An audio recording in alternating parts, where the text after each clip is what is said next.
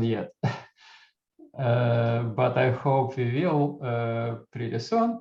So Sam, I actually got to know Sam through our Arizona connection. So he was here at University of Arizona undergrad. Then he went a full cycle as a student, and then he was and still is at Pacific Northwest National Laboratory as a postdoc, but his beginning, and actually, Sam, I don't remember exact name, but it's some very fancy postdoctoral position, which is basically a fellow position, right? Which you have. Yeah.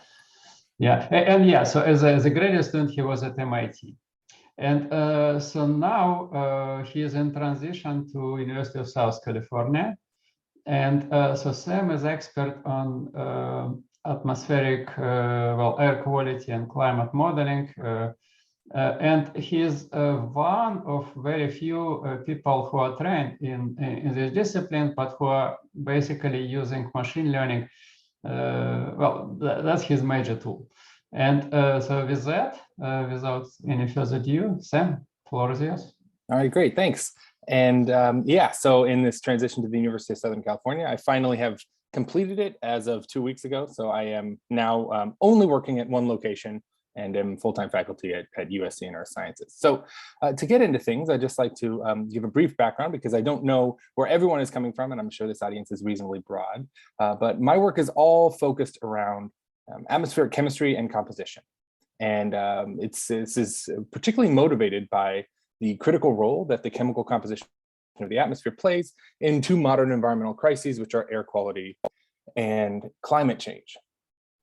And I think I always really like to start with some broad background about how important things like air quality actually are, because I think it can be surprising. And it surprised me when I first learned about this, but air quality is the largest environmental risk factor for death and disability worldwide. And so if you ask the epidemiologists to rank all of the risk factors for death globally, they will say things like high systolic blood pressure, right, tobacco use, dietary risks, things that are kind of in the common knowledge as being bad for you. But it turns out that air pollution is actually ranked number 4. So not only is it the highest environmental risk factor for death, but it's also a pretty serious risk factor, just period. And I always like to show pictures from Los Angeles, because it's sort of a canonical place with bad air pollution in the United States. And oftentimes we tend to think of air pollution as an issue of the past or an issue for developing countries only, right? And so here's an image of LA in the 1940s. It's in black and white, but there's this thick haze covering pictures of downtown. But it turns out that Los Angeles actually still can look like that today. So here's a picture from 2019 with still a thick layer of haze. And I live fairly far out from the city and have been driving in every day to work. And depending on the meteorology, you can certainly see this thick haze still present today. Now, the impacts of climate change can be equally as large and far-reaching. And this is fundamentally a problem related to the chemical composition of the atmosphere. So what I'm showing here is the change in CO2 concentration as a function of time, CO2, of course, being a chemical constituent in the atmosphere. And you can see this steady increase as observed at the Mauna Loa Observatory since about 1960 to present. And this has had very substantial impacts on things as discrete as severe weather events through longer term changes to things like drought. And I always like to note that this is something that has been studied from a huge number of angles, and a large number of things like meta-analyses and working groups have sort of come together to agree on these points. Now, and again, just to note that the chemical composition of the atmosphere is actually a primary driver of a lot of this climate change. So this is a figure from the IPCC, which is a large multi-governmental group that pulls together the state of the knowledge of climate change and its drivers. And what you're looking at is the radiative forcing on the x-axis, which is a metric for the radiative imbalance of the Earth. So the difference between the amount of sunlight coming in and the amount of light being radiated out, as a function of all sorts of different forcing agents, as they're called. And these are some known players in the climate change space, right? Things like well-mixed greenhouse gases. You might see CO2 here and methane, and also some natural causes, things like changes to solar radiance and so on. But it's worth noting that pretty much everything on these anthropogenic forcing agents are at least closely tied to the chemical composition of the atmosphere, that is, except for changes to surface albedo, although I have some academic pedantic arguments as to why those things are actually tightly coupled. So my work is all about predictability and understanding of atmospheric composition, and I really like to frame it in terms of the atmospheric continuity equation, which I've shown, I've shown here. And I sort of consider this to be the fundamental equation of atmospheric chemical modeling. And ultimately, what you're looking at is 5 total terms. The first is the change in concentration of a given species, C sub I, with respect to time, right? This is, this could be the variability in CO2, this could be an aerosol species, this could be ozone, anything. And that's equal to the 4 terms. These are atmospheric transport, emissions, deposition, and chemistry. And I've associated a positive or negative sign and put X for chemistry there because chemistry can lead to both the production and the destruction of a compound in a given location in this Eulerian framework. And it's worth noting that chemistry is actually a function of the entire chemical state in the atmosphere, which means that if you were to write out this system of differential equations for all of the different species that exists, this has hundreds, if not thousands, of different entries just due to the fact that there are so many reactive species in the atmosphere. So this starts to have some pretty serious implications because we often actually care about the integral of this equation, right? We actually want to know what the concentration is at some given point in time. We don't just care about the rate of change, right? When from a climate perspective, we care about the concentration of carbon dioxide in the atmosphere. Here in Los Angeles, I care about the concentration of a pollutant in my yard, not necessarily emissions or deposition. And all those, though those things are coupled, it means that from a scientific perspective, we actually need to do some integration here. And that can get complicated when you have a very, very large system of coupled differential equations with tens of thousands of chemically interacting species. So additionally, from the climate perspective, we often care about the sensitivity of the climate to a given compound, right? If I change the emissions of CO2 by a certain amount, what's that going to do to surface temperature? What's that going to do to the water cycle and so on? So why do we want to use data science and AI methods? And from my perspective, in climate models and in air quality models, all of the terms here on the right-hand side are imperfect, right? We don't have perfect representation of transport. We don't resolve all of the super tiny fine scale turbulent eddies at some point, right? We're limited by computational power, we're limited by theoretical understanding, and we're limited in some cases by observations, right? We don't have observations to constrain what we may or may not know.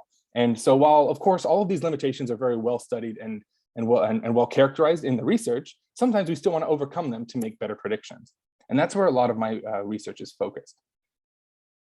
So we're really trying to address this question of how we can use these techniques to improve predictability and understanding of air pollution and climate change.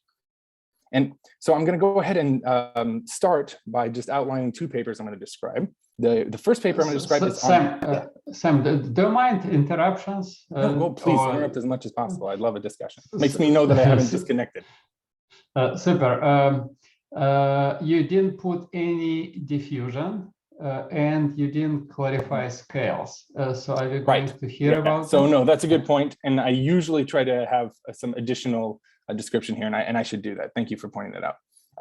The first is that diffusion often happens at a scale that is smaller than the scales that we're simulating at frequently, right? So urban scale atmospheric chemistry simulations are really sort of cutting edge. And commonly we're looking at things on the scale of 100 kilometers when we're trying to simulate the global climate, for example. And so oftentimes that gets left out, but that's certainly not something that, that's certainly something that exists and is important in the atmosphere. Additionally, something that I think is very important that I should have mentioned and I didn't, is that we write this as a bunch of terms that are all nicely separated, right? As if emissions has nothing to do with transport and deposition is completely non-related to chemistry.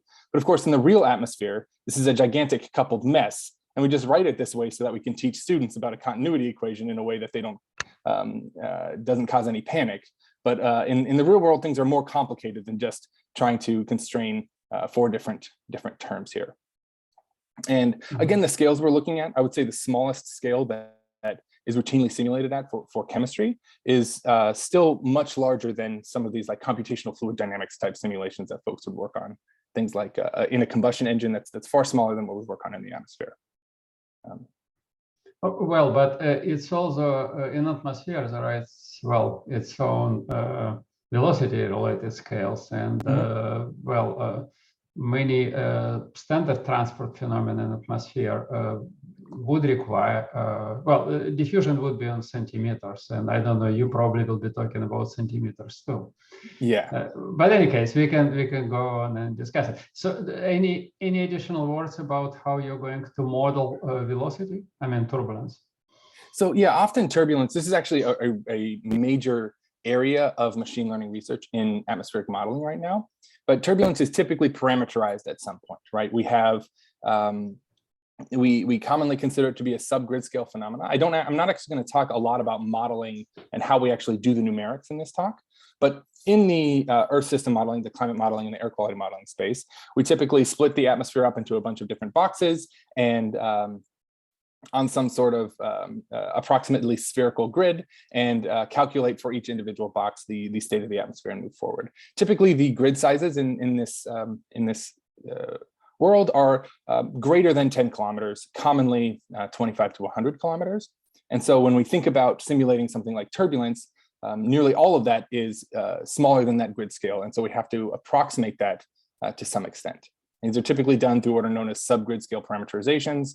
And there's an enormous amount of research exploring how those work, where we're wrong, why we're wrong, and so on. Because of course we do have better models than that, right? We can resolve things at finer scales than 100 kilometers, but we just can't do that on a global scale for example, 500 years from a climate perspective. And so we have to make these approximations for computational purposes. And for the purpose of your talk, we'll be talking about scale of a city or scale of a continent. So what's it? I mean, right. So for the purposes of my talk, I'm going to be talking about the certain processes that are happening at the scale of an individual cloud droplet, which will be related to these impacts here. So this is very small, and then ultimately will get upscaled later on downstream by other work, and the scale of chemical interactions, which broadly we assume is in a well-mixed box that is, you could say, on the order of 10 kilometers. But generally mixing is not an issue in this chemical space we'll be discussing. Thanks for the question. Thank you. Yeah. So the first question I'm trying to get at is how we can use machine learning to address some of these uncertainties in this figure I showed here about radiative forcing. Because if you look at the total anthropogenic impact, this is the impact of humans on the climate system, you can see the error bars are actually reasonably large. And it would be very nice for an enormous number of reasons if we could get these error bars to be smaller. And if you actually look at all of the contributions to this uncertainty, the interactions between aerosols and clouds happen to have the largest uncertainty, and in both I lost my train of thought there. The aerosol cloud interactions tend to have the largest uncertainty here. And so we wanted to get at this by applying some methods of incorporating physical information along with machine learning techniques.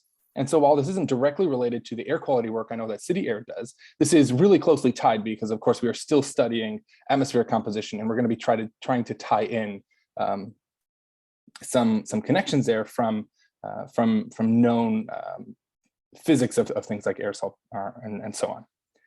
So the question that we are really trying to get at is relates to the interactions between these tiny particles in the atmosphere and clouds. This the particular process is what's known as aerosol activation. So clouds in the atmosphere are actually not formed very commonly through the direct condensation of liquid water vapor. This is thermodynamically unfavorable throughout much of the atmosphere, and instead cloud droplets are formed initially through the condensation of water onto aerosol, tiny suspended particles in the atmosphere. And this is a critical component of cloud formation and one of the largest uncertainties in modern climate models.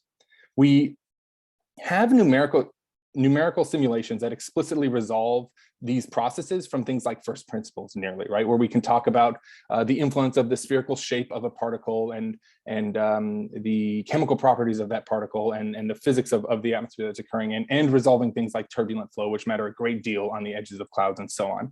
But these are far too expensive to routinely use in something like a climate model, right? realization of a model like this might take on the order of a couple of minutes, which of course is not a big deal unless you're trying to do this hundreds of thousands of times for the entire planet over the course of many simulated years. So instead, we do what is done throughout the numerical world, right, where we develop parameterizations of this process. These are approximations that overcome some of these computational limitations, and these are skillful and fast, but they have known limitations. And the most commonly used parameterization has been around for about 20 years, and it has well-characterized errors. And it's sort of one of these situations in science where folks are spending a lot of time working on why the model is wrong, but probably not as much time as we'd like focusing on improving it, because those can be bigger challenges. So a question we had is how can we develop a high quality machine learning parameterization of this process that might get us a more accurate or realistic simulation without the enormous computational cost. And so we did that. Well, to first to sort of set the stage here, the existing parameterizations are skillful and fast and have no limitations, as I said on the previous slide. What we're trying to simulate is the fraction of the aerosol, so the fraction of these tiny suspended particles in the atmosphere that are actually activated into cloud droplets. This is a process by which they become available for water to condense on. And this is a fraction that we're trying to predict. So it's a value between 0 and 1. And what you're looking at here is the emulator, or the parameterization prediction on the y-axis, and the truth from these first principle simulations on the x-axis. And you can see that the red line is 1-to-1, and the blue lines are the 1-to-2 and the 2-to-1 lines. So in general, we do a fairly decent job, right? We can get pretty close to that 1-to-1 line, but there is a substantial amount of scatter and some real room for improvement here. So the first thing that we worked on was this idea of using data-driven modeling. And I like to include this just to be really explicit from the get-go. I know that some of you will have probably a deeper understanding of this, of course, than I do, but data-driven modeling is what we do throughout the sciences all the time. We take a set of input data, we use this to drive some model, a data-driven model, to estimate some output quantity. We compare that estimate with a true value that we actually want to predict, and use that difference to refine the data-driven model, and so on and so on and so forth. And this is, of course, what you're doing when you're fitting a line to data, or any sort of statistical modeling as well. And here we were using deep learning regression models. So we were using the climate model simulated input variables as inputs to a deep learning regression model to predict the fraction of aerosol that are activated, compare that to the actual value, and then use that comparison, of course, to refine the parameters in our deep learning regression model. For those of you who are not aware, I have a brief background about how a simple deep learning regression model can work. What you do is you take a set of input variables. Here, these relate to the state of the atmosphere. These have to do with the size and number of the aerosol, the particles in the atmosphere, some properties of the aerosol, things like the hygroscopicity, which has to do with how it likes to interact with water, some parameters like temperature, pressure, the vertical velocity of the winds. These are all inputs that come from the model that are already simulated. We're not trying to refine these properties at all. You then use these as inputs to a neural network, which is here a very simple architecture. This is a feed-forward deep neural network where you just have a set of layers. Here they're organized as these circles, each of which are known as nodes. You send these input variables to each of these nodes. They compute some quantity and then send their output to the nodes further downstream, which compute some quantity, send it downstream. And then ultimately, you end up with your final prediction. Each of these nodes here computes a linear operation, just a set of weights multiplied by their inputs plus some bias. And then on top of that, we add a nonlinearity, which is known as ReLU, which is just the maximum of 0 or the quantity that's predicted. And this adds some nonlinearities into the system, comes from a long lineage of using these things to actually try to simulate the brain and a neuron firing, for example. But it actually helps capture the highly nonlinear relationship between what we want to predict and the input variables. I like to note, because I commonly teach these slides to folks who are not from a very mathematical background, that machine learning is not magic. It is mostly just linear algebra, and sometimes it's a lot of linear algebra, but that's just about it. And what we actually need for models like this is sufficient data to optimize all of the weights and biases throughout all of the nodes in this regression model. So we have that here, of course, because we are generating the data ourselves from numerical models. So we can create as much data as we need. Our goal is, of course, to predict the numerical parts of the model activation fraction as a function of these aerosol and meteorological parameters. And we did this using 20,000 samples, sampled with light hypercube sampling throughout that input space. So I can talk about some of the implications of that later. at the end of the talk or whenever if you are interested. Sam, if you don't mind, Go ahead. Yeah. Number of clarification questions. So there is no geographical resolution in this story, right? No. So you basically. So we implicitly want this to work everywhere, and we're trying to create a general emulator. So that's why we're doing Latin hypercube sampling, and we're not considering the explicitly as input to the machine learning model. We're not considering geography. So it's basically assumed to be instantaneous functional map from left to right. Yes. Right? Yes. So without geographical resolution, without temporal, without memory. Yes, no memory, nothing. Those, well, significant assumptions and limitations. Right. So what we're trying explicitly. So yeah. So can you comment on that? Yeah. So what we are ultimately trying to do is replace a function in the climate model, right? This parameterization we want to replace. The only goal of the parameterization is for a given time step to calculate the fraction of aerosol that are activated. Things like how much aerosol are in that given location, what type of aerosol are there, what the atmospheric properties, that's simulated by the rest of the model. All we're trying to do is this one small slice of the calculations. We know that in the real atmosphere, there are reasons to believe that aerosol, the history of the aerosol actually does matter for its activation properties. But we also know that that has a much smaller influence on the reasons why our model is wrong, right? Has a much lower impact on the total error than the fact that we just can't resolve some really important processes that we just have to ignore with the simple parameterization as it exists now. But that is a really good point, and thank you for bringing that up. In principle, we think that aerosol activation is just a physical process of the interactions between aerosol and water vapor. So there shouldn't be something specific about geography necessarily that's not captured by the input distribution already to our parameterization.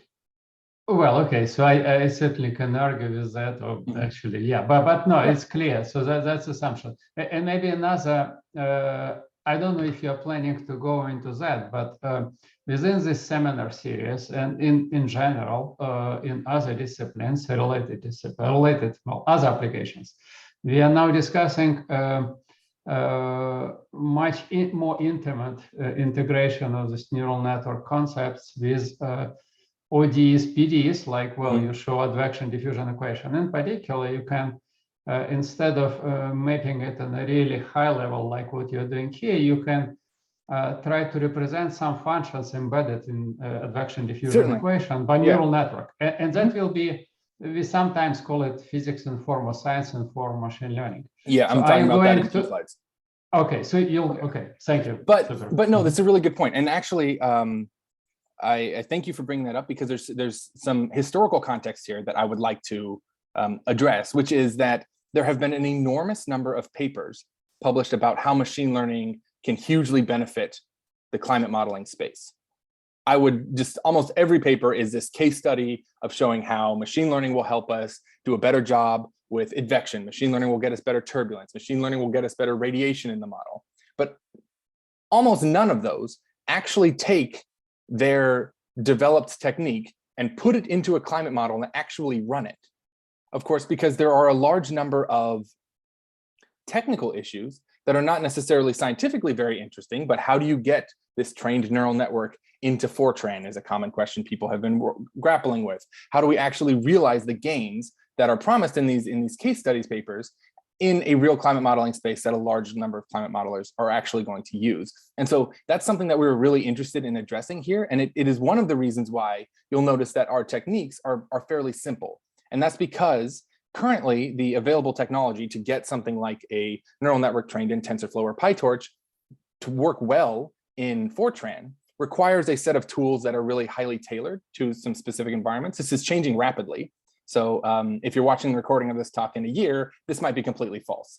But for now, very simple neural networks are far easier to implement than something like an LSTM or a recurrent neural network or any sort of these attention mechanisms and so on. And so that's why we're keeping things fairly simple.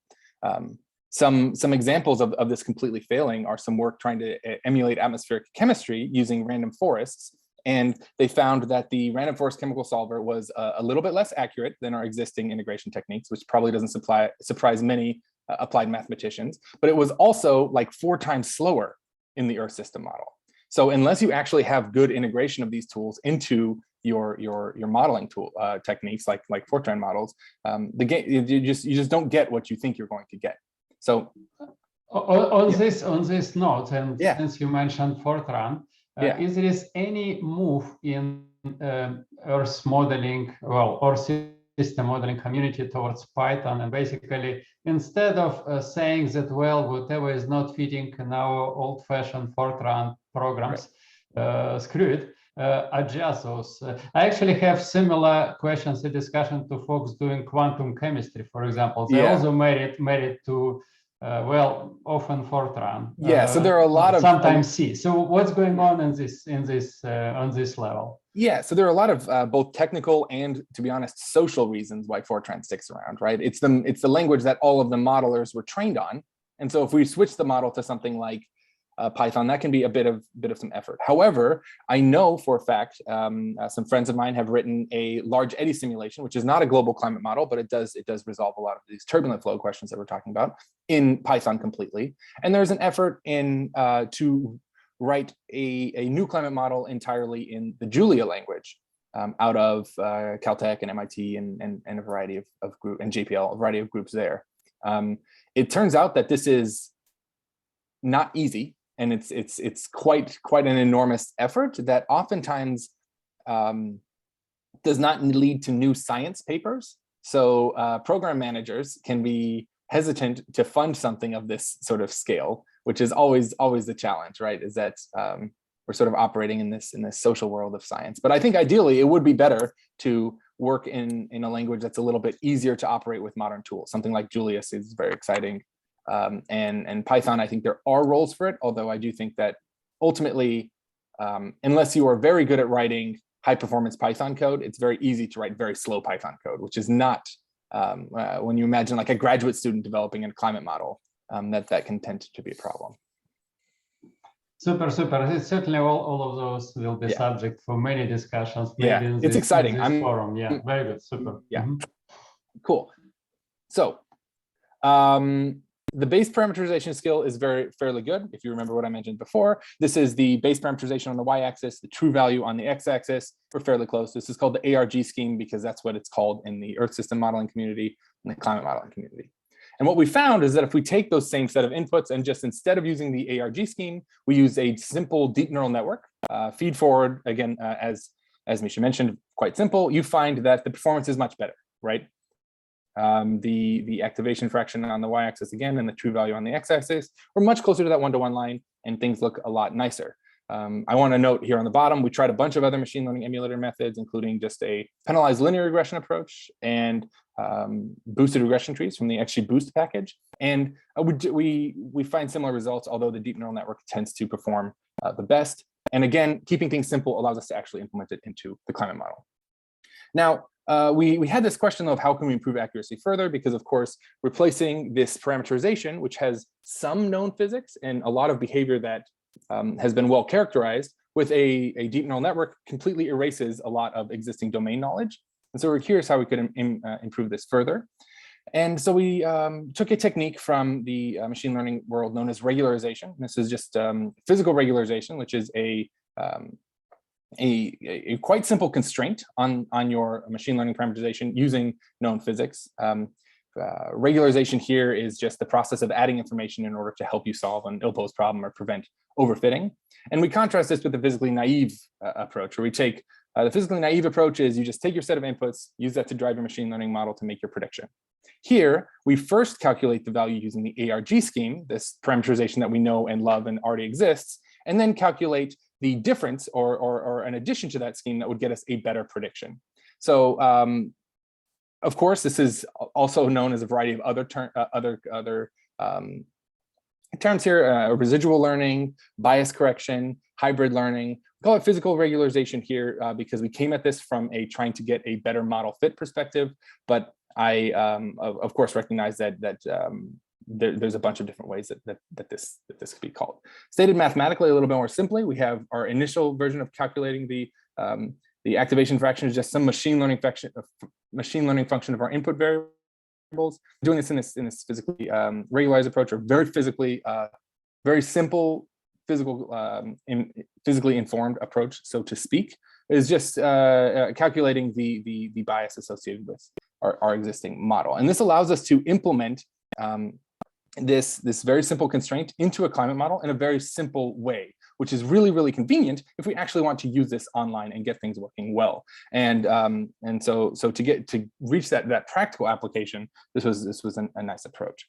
And what we find is that basically, again, the base deep neural network performs fairly well, but adding this physical regularization approach gets you bang on and much closer to that one-to-one line. And while I'm doing this for the activation fraction of an aerosol species, in principle, this can work for any application. And I think this would be a really great way to start thinking about how we can actually improve our representations of things like complex chemistry, where, of course, we cannot resolve tens of thousands of chemical species being transported and reacting with each other in many models, but we might be able to choose machine learning for this approach.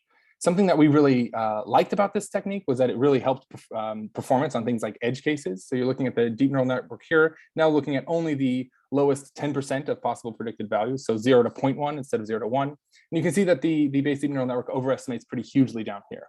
And one reason for this is just because the cost function we're optimizing against is mean squared error. So these very small values don't end up being very important. You can, of course, play tricks with this and optimize in log space, but then you just kind of get the inverse where your high values have some issues. And just by adding this really simple physical constraint, you can correct for a large amount of these issues. And lastly, just to say that the impact of this regularization tends to decrease with model complexity, of course, because as you have a larger and larger and larger model, adding this really simple constraint becomes less important. And so this is just a plot of some related complexity, as I'm calling it, from tree-based models, where as you add trees, your model can approximate more complex functions. And adding trees means that the impact of the regularization, which is the difference between this red and this black line, becomes smaller and smaller and smaller, which is really nice to see and really consistent with what we'd expect to happen.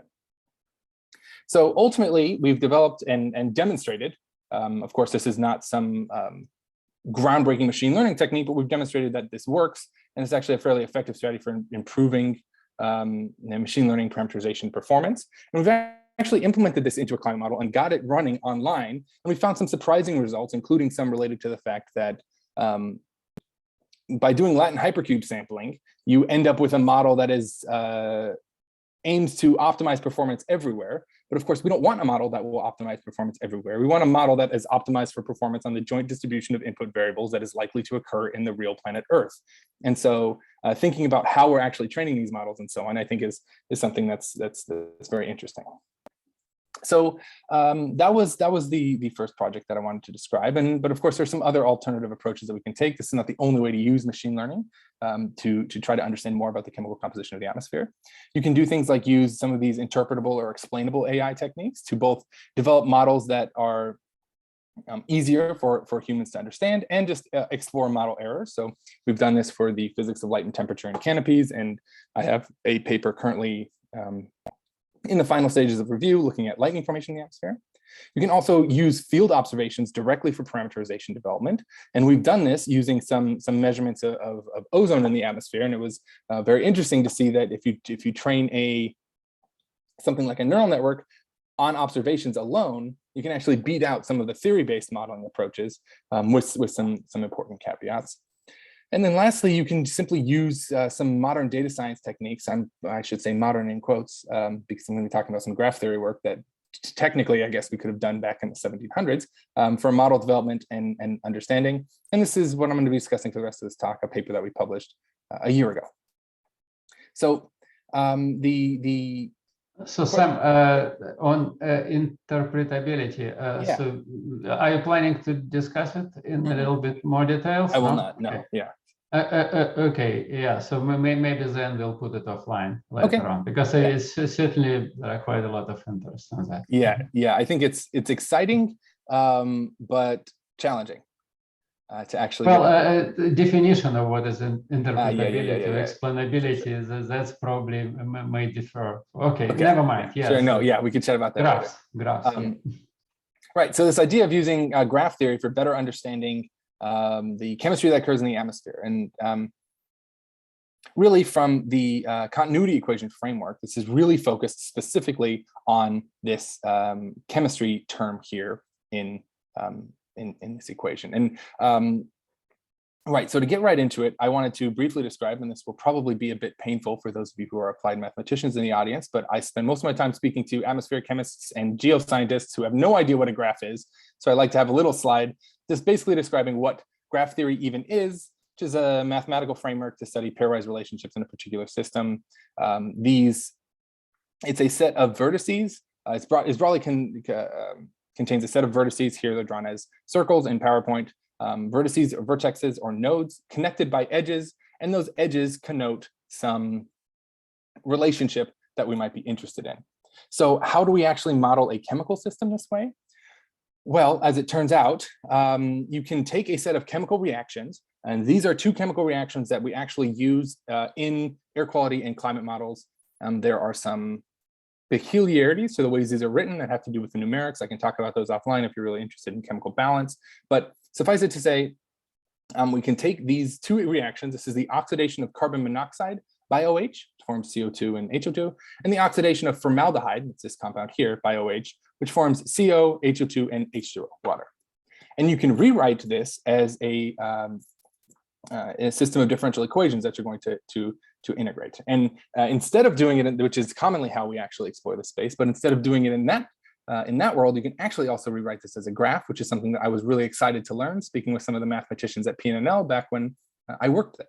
So you can construct a graph out of this chemical mechanism by in the following way, and I'm going to do this sort of line by line just to be really explicit here.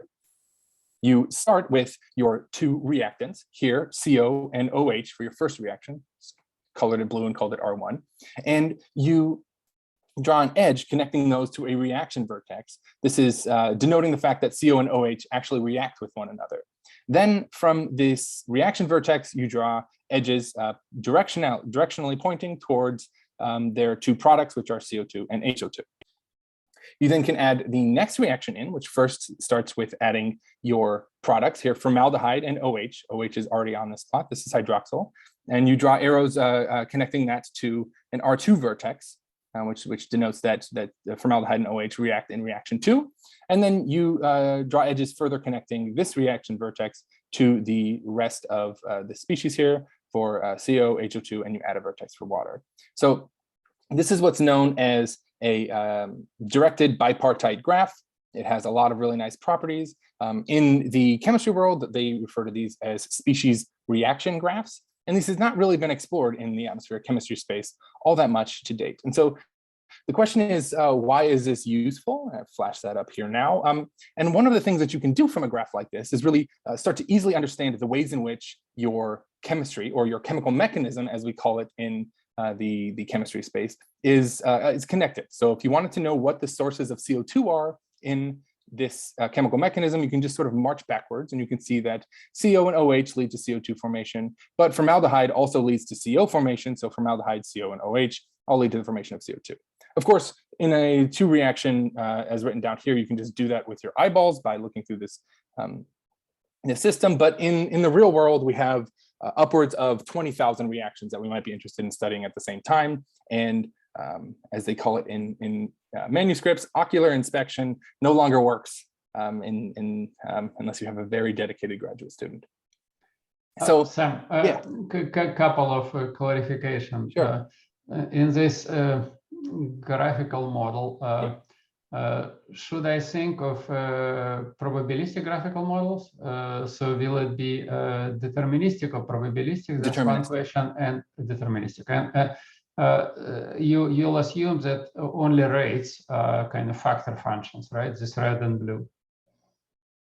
Well, in a graphical model terminology, we often use functions much richer than those which you want to use to represent this equation. So it will be only, and those rates you assume you know. Right, so we're actually treating this as an unweighted graph right now. And okay, so there are no, that's actually my next question. So what are variables? So not concentrations, not just plus minus, so binary type? So we are actually only focused on the graph structure right now. So meaning we're treating this as an unweighted directed bipartite graph, meaning that implicitly you can include an enormous amount more information than we currently are. However, we are taking this in a sort of very methodical step-by-step stage. And we've noticed that simply by looking at the structure of the graph and some metrics related to the graph properties, you can start to learn a lot of really interesting things that are consistent with our existing knowledge of the atmosphere, and also potentially point in some new directions that might be worth going in the future. No, that's a well taken point, but then you need to, I guess, filter very significantly all those thousands of chemical reactions and keep only those which are, so basically by putting red and blue on equal footing, they may not be on equal footing, right? So let's say blue is much less significant than red, and then if you put them on equal footing, you kind of screwed. So what do you mean by the word significant in this case?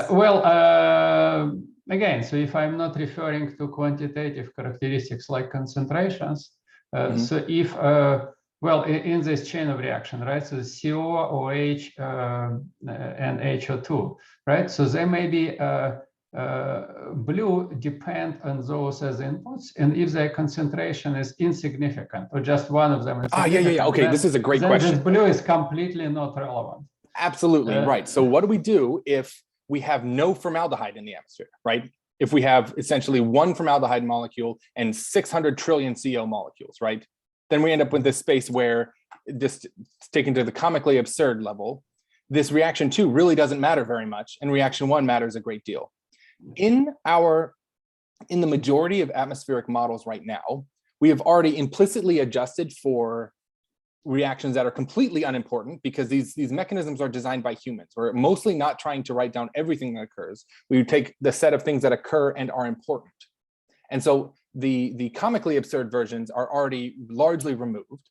However, we run the same set of chemistry everywhere on the Earth always. And so there's a lot of room for things like inefficiencies, where if we have a lot of chemistry related to calculating in the atmosphere, this relates to urban chemistry and what we call high NOx chemistry, where there's a lot of NO and NO2 in the atmosphere. That's where a lot of our chemistry was really developed, right, in cities where people live. And so we have a much greater amount of chemical knowledge there, but we take that same chemistry and use it over the remote oceans.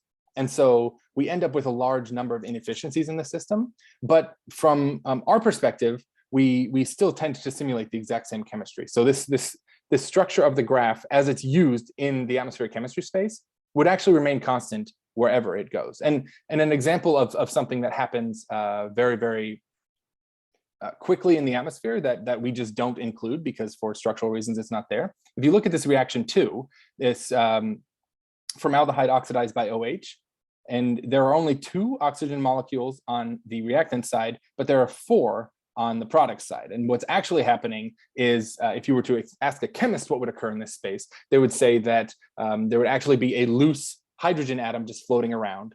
But of course, in the atmosphere, there's such an enormous amount of oxygen that reaction happens almost instantaneously. And so to help deal with that, we've already accounted for it. But it is a good point that all reactions are not on equal footing. And that does influence the way that we think about things. But we wrote the paper with that in mind. And I think there's still some interesting. So you're planning in the future to adjust it, and it will be much more, you'll put on those graphical models, variables and parameters and factors. Exactly. And all that. So that you can have, point. Right. So you can have a graph that you almost have these spatial temporally varying graphs. So you have a graph that works for the urban atmosphere in the daytime versus the ocean at night, and so on and so forth. So. And another kind of, all this enormous graph you showed before of all possible chemical reactions, And now discussing only significance. So how many of those significant? More than two, right? So not only blue and red, but how many? Right. Yeah, I'm actually, I have for that your purposes. Right, I have that on the next slide. That's actually, okay. thank you for bringing that up. Yeah, Mm-hmm. so the mechanisms, as we call them, the systems of chemical interactions, vary widely in complexity depending on the use case. So in climate models, we're interested largely in the ways in which the atmospheric chemistry influences the climate. So long scale simulations, things like the methane and the lifetime of methane and so on and so forth. And very fast chemistry is approximated for computational limitations. So this is an example of a climate model graph. It has about 20 species and 20 reactions. For a global chemical transport model, this is what would be used in something like an air quality model that actually simulates chemistry with some spatial extent. We have on the order of 200 species and 750 reactions. And then if you look at the most detailed representation of atmospheric chemistry that we have, or one of the most, and you sort of just try to write down all the reactions that occur, regardless of their importance, for example, but all the reactions that we know exist and we have measured to exist, you end up with something like 7,000 species, 17,000 reactions. Graph theorists tend to call a graph that looks like this a hairball. And so you end up with these wide-ranging differences in complexity, depending on your use case and depending on what we think is important. So as you go from left to right, you gain process complexity and you gain realism because you're representing more things that we have actually measured to exist in the atmosphere. But as you go from right to left, you gain greater computational efficiency. For an example of scale here, if we were to implement something like this reference box model into a climate model, we would not be able to finish one simulation in a human lifetime currently. There's just not enough compute power and the algorithms are not fast enough. That's not to say that everything is perfectly optimized in every space. It's just remarkably slow. Of course, that's not terribly surprising to people who solve systems of differential equations, that solving something with tens of thousands of terms is more complex than 20 terms, but right. So as part of this paper, and I kept this section kind of short and just to make sure there's still time for questions at the end, we started to calculate some global graph properties, things like what's known as the modularity, which has to do with how clustered vertices are within these given graphs. This is a quantity that is capped at 1, where the higher the value, indicating that there are more clusters contained within these graphs. And as you go from the climate model to the reference box model, this value increases, indicative of more clustering occurring in the graph. And this actually has to do with, this is consistent with what we do when we simplify. So when we take something in the reference box model and we simplify this graph down more and more, we end up doing what we call in the chemistry world lumping, but what other people might call graph coarsening, where you take a set of very related compounds, say all compounds with double bonds and more than 4 carbons, and you lump them together because they all tend to behave similarly. And so that allows you to have a much more reduced complexity, but still broadly get the right answer when you're trying to actually simulate pollutants. And so you reduce the clustering that occurs. The next is this idea of reciprocity. Reciprocity is the fraction of nodes that have edges that point both ways between one another, right? This is the idea of a reciprocal reaction. In chemistry speak, this would be where a reaction where some of the reactants are actually products. So OH plus X goes to Y plus OH. This is very uncommon in the real atmosphere. And in a real chemistry lab, you measure this fairly infrequently, but you can actually see in these mechanisms. And in the climate model, the reciprocity, it's a fraction, so 0 to 1. Almost 10% of all reactions are reciprocal. And as you increase complexity, this reciprocity decreases more and more and more. And this comes a lot from how we start to simplify really, really fast chemistry that involves many, many cycles. And so you might have you might approximate that into one super reaction in your climate model, whereas you resolve the specific details of that in the box model. The big picture here is that these graph theoretical techniques can provide quantitative information on the dynamics and structure of the chemical mechanism that is broadly consistent with what we already know. And the main point of this paper was, this is exciting. We ought to think harder about how we can use graph theory to learn more about chemistry. Some other additional interesting graph properties. So Sam, sorry to interrupt again, this reciprocity. So you're saying, well, it's the first time I hear about significance of, well, what I would call reversibility in atmospheric chemistry. How, Ian, you're saying it may be significant for some pollution-related issues, is it, or not really? Right, so you're putting it reversibility just as a potentially important, but maybe not really practically, or is it practically important? So this has practical implications for how the mechanism works.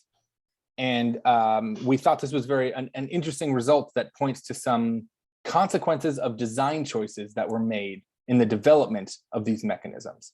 In the real atmosphere, reversibility from a chemistry perspective happens, but is quite infrequent in one direction usually. So we just assume that reactions are not reversible. So does that answer? Well, the reason I'm bringing it in, if it is significant, then you also should account for stochasticity, because it's basically right. going back and forth, and that's what irreversibility in statistical sense. And that's, of course, we know many examples in physics where it have a very significant consequences for everything following. I don't know if it is important or not here, but if it is, then it's a Pandora box of other techniques and schemes, etc. Certainly. So reversibility is likely not remarkably important for most cases in the real atmosphere, but it is important for our models of the atmosphere as they become simplified, if that's a better way to say this. Yeah. So some other interesting graph properties that we found were things like power law degree distributions. I had no idea how cantankerous the applied math community was about what a scale-free network actually is. And if you want to see some people getting into arguments about what that means, it's a fun trip down Google rabbit holes. But also these metrics, these networks are small world networks, meaning that most nodes are not connected to each other, but most nodes are only a few steps away from one another. And this is these are not necessarily super relevant in the immediate short term for thinking about the applications of this work, but they do put these graphs in the context of the broader classes of studied graphs in the graph theory world. So the large sort of big take-home message is that these data science and machine learning methods can improve our predictability and understanding of environmental systems in some really exciting ways. And there's a lot more potential applications for this, including domain research in the science that I do around things like thinking about the role of plants in the atmosphere, trying to understand the chemistry of the atmosphere in urban areas. This is relevant to our conversations here, as well as more tool applications and design. And this is something that I think is really important because it often ends up being that our science can be much further ahead than our tools. And so we need to make sure that those stay with us where we're at. So with that, I'd be happy to take any questions.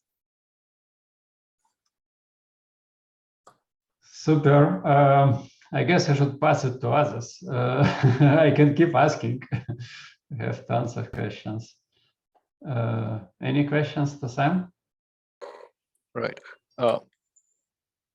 Dima? May I ask? Dima Chubara from CTR, yeah. Yeah. Sam, thank you for the great talk. It was very great to listen, even though it's midnight in Novosibirsk. And normal people should be sleeping, but it was exciting.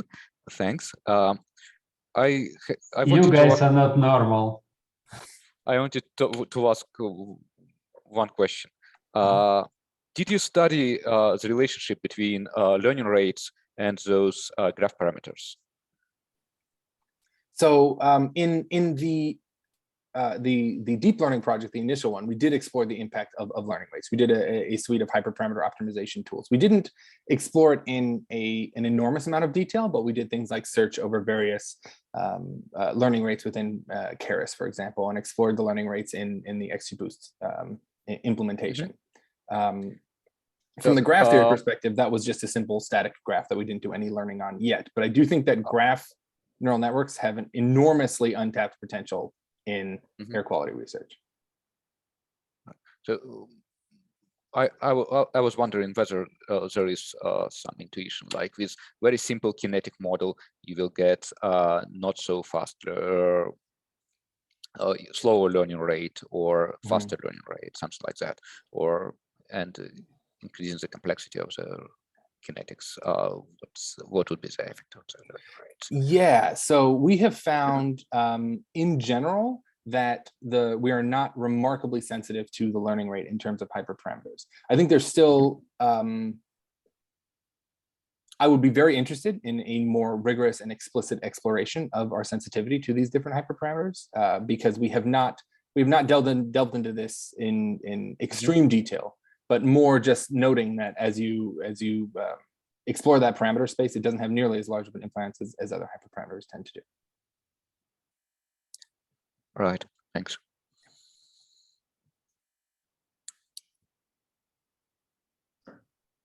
Okay. Anybody else with questions to Sam?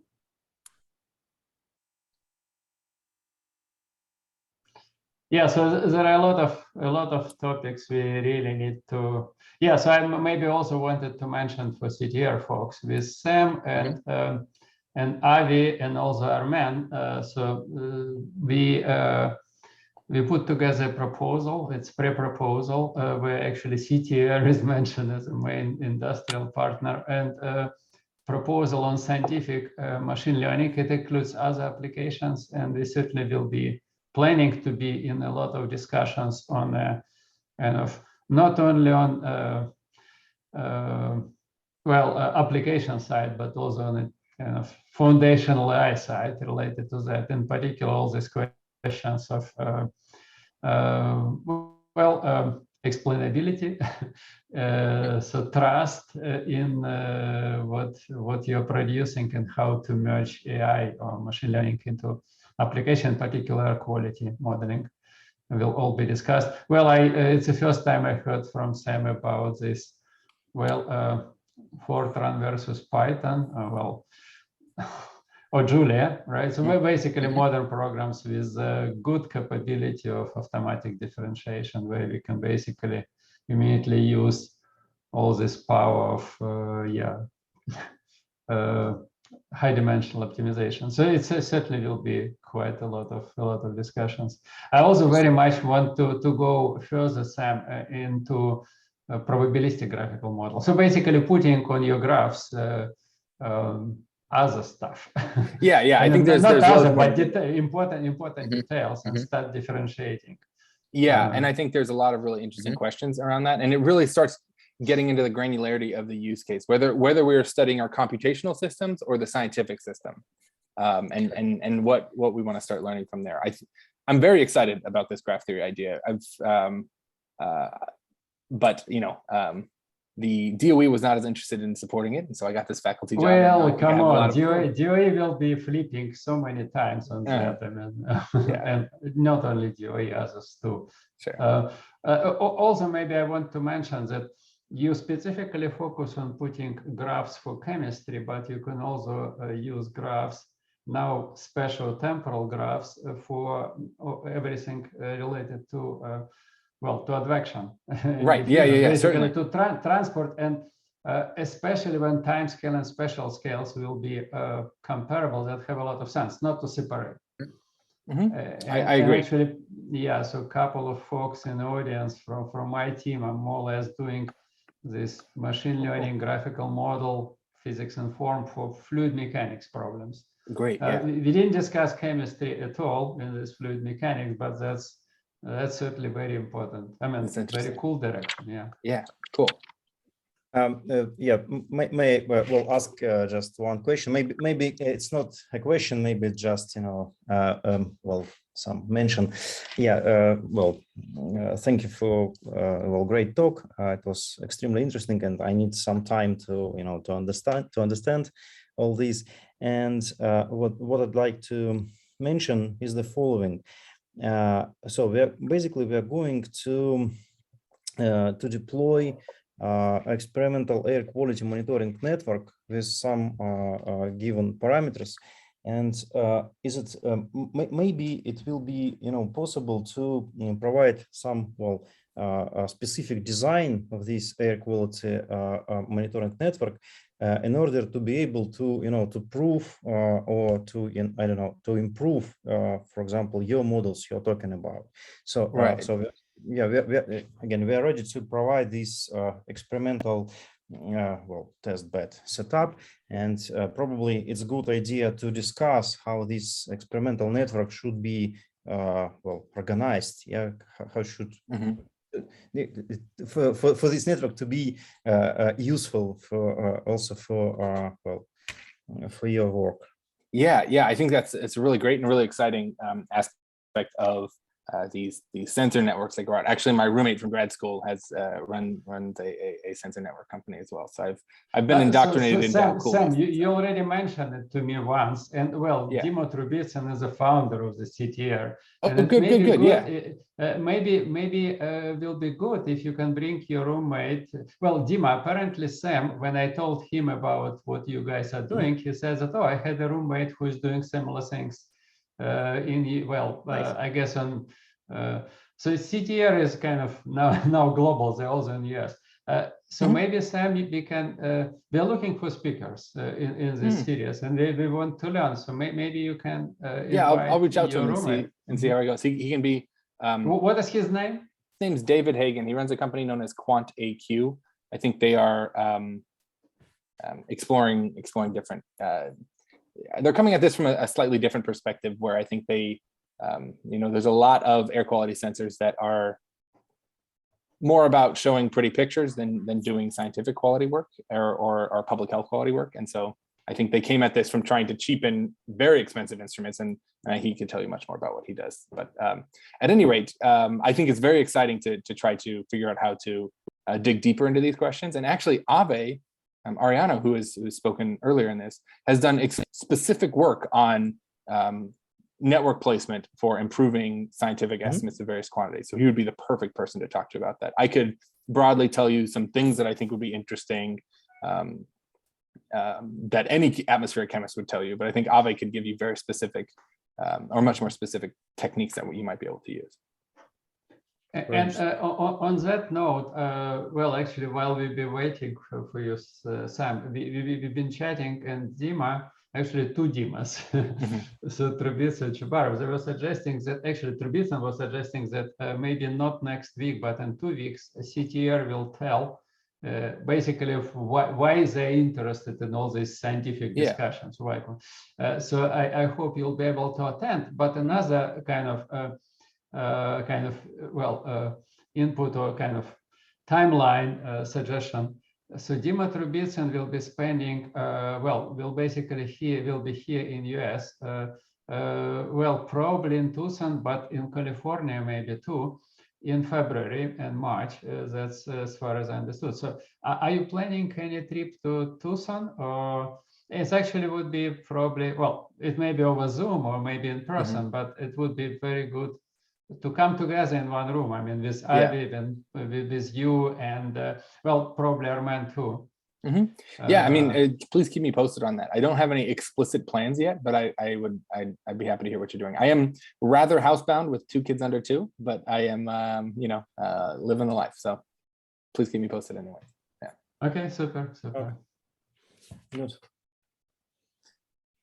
Okay, very good. So if no other questions, thanks a lot. Thank you all. Thank you, Sam. Great talk. And we'll be kind of updating on how we continue. And so if you can get in contact with your roommate, I'll be terrific. Oh, for that matter, if you'll have anybody else you would suggest as basically who is living in this emerging or new, or maybe all, depending on how you look at it, field, who may be of interest for these discussions. Okay, yeah, I will. Let us know. I'll do that. Yeah, great. Super. Right. Thanks a lot. Thank you all. Yep. Bye-bye. Thanks a lot. Yeah, hope to see you in person. Yeah, meet you in person. Yeah, thanks. Certainly. Bye-bye. Bye-bye.